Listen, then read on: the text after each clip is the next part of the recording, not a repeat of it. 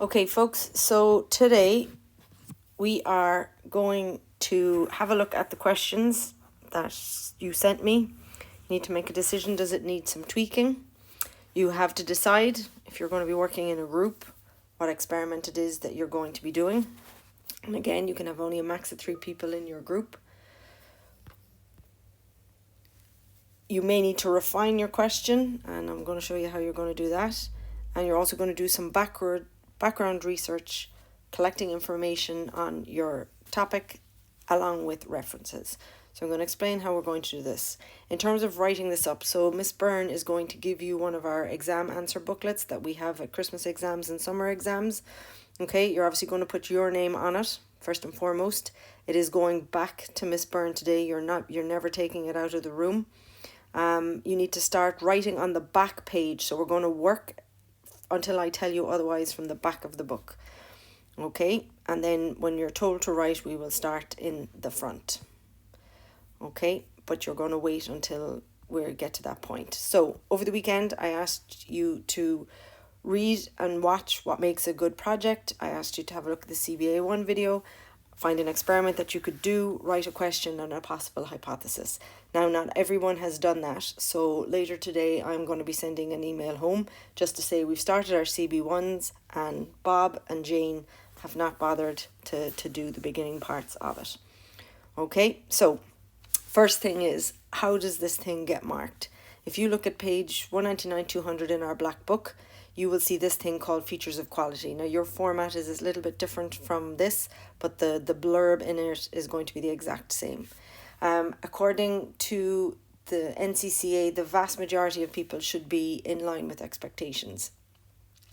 There will be a few that might be above and even less that would be exceptional. Now, because we've done our SciFest project, a lot more of you should be capable of above expectations. So you can have a read down through, decide which one is it that you want to do. Essentially, this is what we are looking at today. Okay, so if you are yet to meet expectations, I'm giving you the question. If you're in line with expectations, I'm giving you help to write your hypothesis in your question. If you are trying above expectations, we're going to have a good hypothesis with justification. So if this happens, then this happens, and why you think that that is the case. Okay, so that's what that means. And again, if you're going for exceptional, then it's pretty much the same thing. Okay, so you all should be more than capable of this at this point. So if you have a look, I think we are looking on page 200. You will see this. So you have already chosen your question. You have done some information on your research question. And what we're going to do first, before we collect our background information, is we're going to refine the question. And once we've done that and you've decided, if you're working in groups, which project you're going to take forward, we're going to see today, can we collect information on the background theory and can we record the sources of information? In the back of your exam answer book, you should have, by the time we're done today, your hypothesis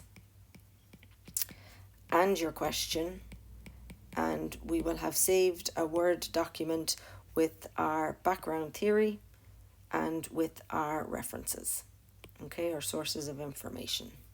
Now, you've already looked, these are our topics that we can choose for this. I've said if you can link your SciFest project to it, brilliantly. There are tenuous links, but we can make them if needs be. So for all the people that got in touch, you'll already have gotten feedback and you will be good to go. So in terms of refining your question, we need to be able to collect measurements. That's really, really important. So we have to be able to put, in terms of our dependent variable, we have to be able to put numbers on our dependent variable. Okay, it can't be vague. So you got to figure out how we're going to collect measurements. We're looking at one experiment in triplicate, so we can do some maths and we can get some averages for your question and your hypothesis. So I have this particular one written here for me, so I can copy and paste it while we're doing this. So I'm just going to show you, these are a whole load of questions, and you do have them on your page 201. But as I say, I'm going to show you what it is that I'm going to do. So I'm going to pick this particular one. You are going to go into ChatGPT, and you'll be copying this prompt from our team's post. So this is prompt number 1, and you can read it as we're writing. So you're a 14-year-old grade 8 student, and the reason we're doing this is because ChatGPT is American based, so they are not going to understand second year. Okay, you're going to get rid of your dots. You're going to type in what your question is, like so. And ChatGPT is going to give you some answers. So if we look at it, what it says here, I click this little down arrow, get rid of this for you, and it's going to do its thing. Now, the issues with ChatGPT is it is not always right. That's the first thing. So you have to be the person that makes the decision. So you have on your page 20, let me just check.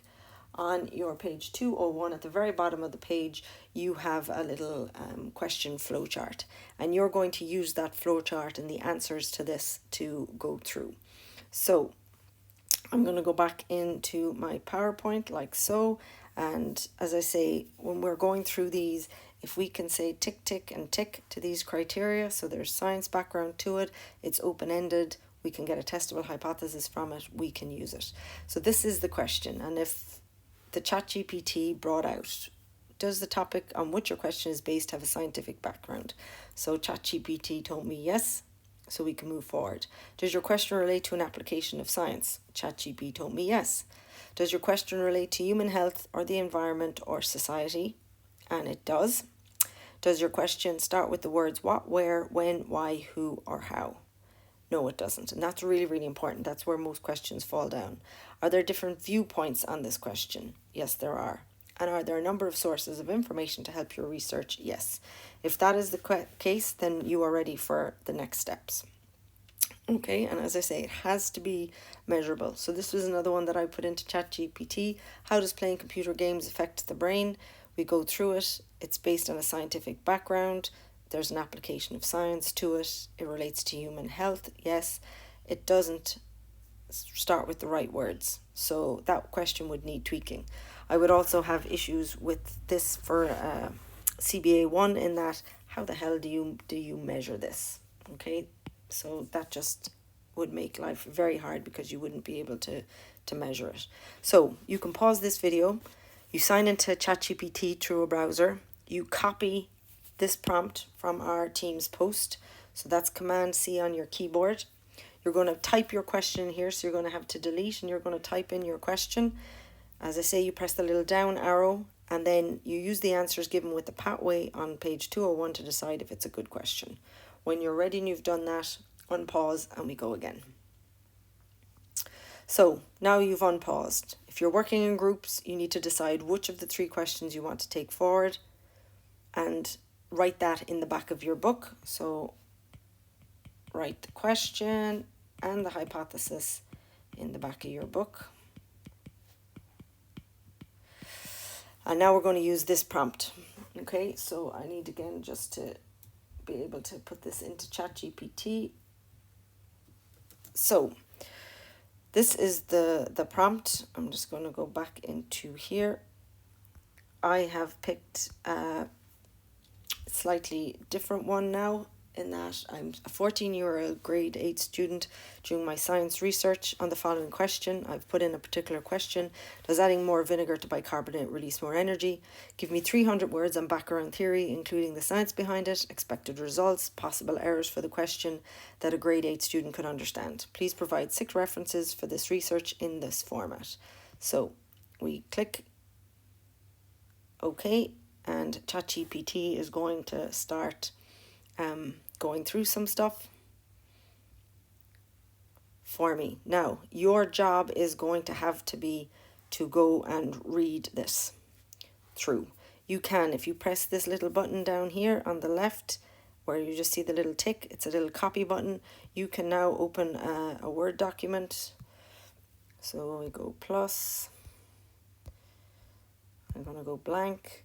You just paste it into a Word document. You save it through your internet, your Office 365. Save it as a name and away you go.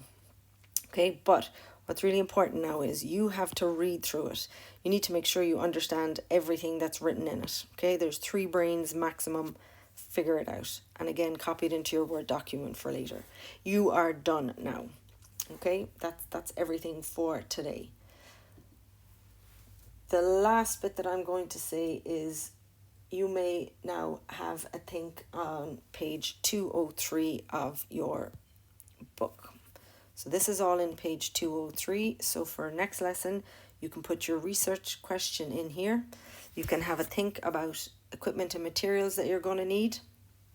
You can start writing your method.